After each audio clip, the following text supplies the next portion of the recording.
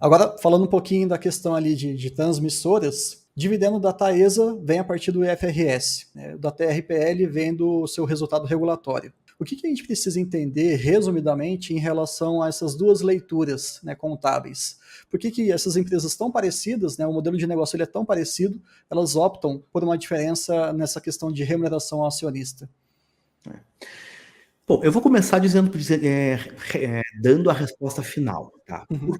que é que ISA, CETEP e Taesa recorreram a expedientes tão distintos para definição do dividendo? Eu não sei, tá? Não sei quais foram os fatores que levaram uma empresa a uma decisão e a outra empresa a outra decisão.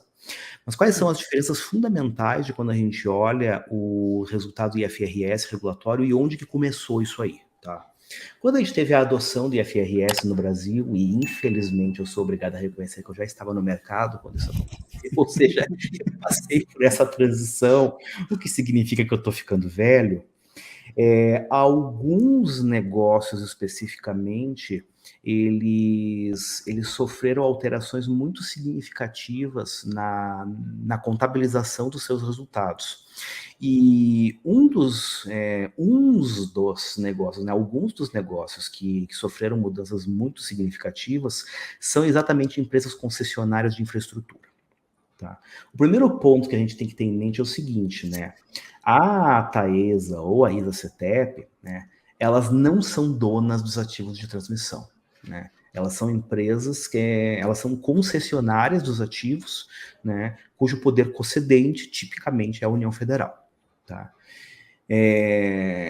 Isso significa que sempre que eles fazem, por exemplo, implantação de novos projetos, né? Ao contrário de quando a gente tem uma empresa, por exemplo, quando a Klabin resolve construir uma fábrica, né, que o CAPEX dela, né, transita lá pelo CAPEX, né, ou seja, sai no fluxo de caixa e aquilo ali se transforma em uma adição no ativo imobilizado. Tá? Uhum. Como ela não é dona dos ativos, no padrão IFRS, ela passa a reconhecer o que seria o CAPEX relacionado à implantação de novos projetos como receita de infraestrutura.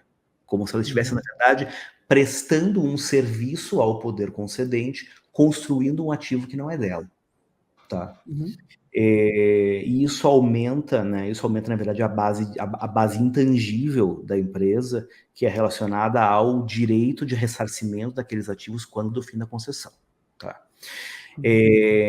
Isso significa, né, de maneira bastante resumida, que o padrão IFRS para o negócio de transmissão de energia em específico, isso também se aplica, sei lá, concessões rodoviárias, saneamento e outros segmentos semelhantes, ele polui de maneira substancial os resultados. Porque você tem o impacto de construção de infraestrutura, você tem o impacto de reajuste, né, tipicamente por inflação, da base de ativos, ou seja, é o reajuste do valor que você vai ser indenizado no futuro. Você tem uma série de efeitos ali que ou eles são não caixa, como é o caso do reajuste, né, do valor dos ativos, ou que, na verdade, são CAPEX e, na verdade, aparece como receita. Uma curiosidade, inclusive, existem alguns testes numéricos que podem ser rodados em balanços, cuja finalidade é tentar detectar indícios de fraude contábil. Né? É líquido e certo, você roda um teste desses em um balanço de uma transmissora de energia e o teste vai te dizer que tem alguma coisa muito errada com aquilo ali. Né? E na verdade não é que tem alguma coisa errada, fraudulenta naquilo ali, é que o padrão IFRS, perante certas especificidades desses negócios, produz algumas distorções bastante significativas. Por outro lado, o resultado regulatório, ele é, de certa forma, um resultado mais limpo, digamos assim. Você não tem no resultado regulatório uma série de efeitos não caixa que você tem no resultado do IFRS e que, de novo, né, distorce bastante a análise. Então, isso não fez parte da tua pergunta, mas eu vou complementar, né? Sim.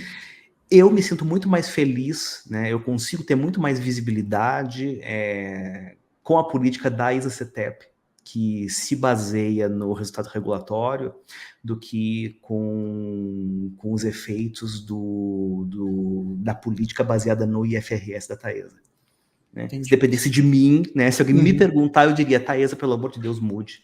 Né? Faça pelo regulatório que facilitaria a minha vida. Eu estava estudando um pouquinho sobre o assunto, salvo engano, a ANEEL ela fez um pequeno manual de mais de 700 páginas. Molezinha. Eu acho isso explicando como é que essas empresas têm que reportar o resultado regulatório. E o objetivo é justamente esse, né? Tornar a leitura mais fidedigna. Você usar a lupa correta na leitura desse modelo de negócio. É isso? O resultado regulatório ele é muito mais fácil de ler. Muito mais fácil de ler do que Isso não quer dizer que ler o resultado de uma empresa de transmissão seja uma tarefa simples. Mas é que o IFRS, para esse setor em particular, ele é uma bagunça.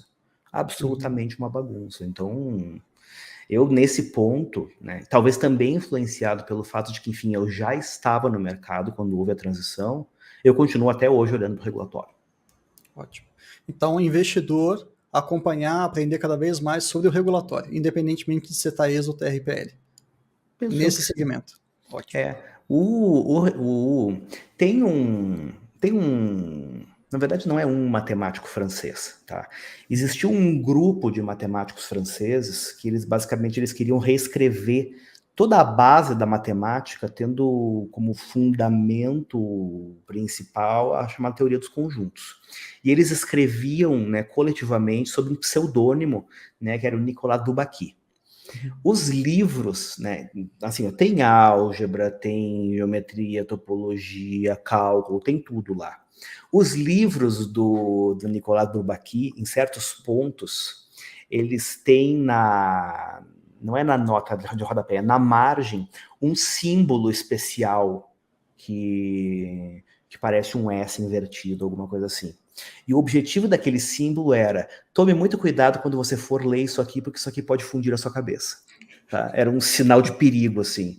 Né? Se eu pudesse, para todos os investidores, eu colocaria esse símbolo do lado das partes dos balanços de Taesa e TRPL que mostra resultado de IFRS.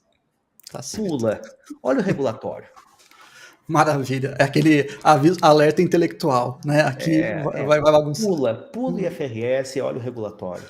Né? Aí a gente tem alguns casos, né? Não é o caso de nenhuma dessas duas, sei lá, empresas como, por exemplo, Engie Brasil, que você tem vários negócios e que eles reportam em IFRS. Eu fico assim, ai meu Deus do céu.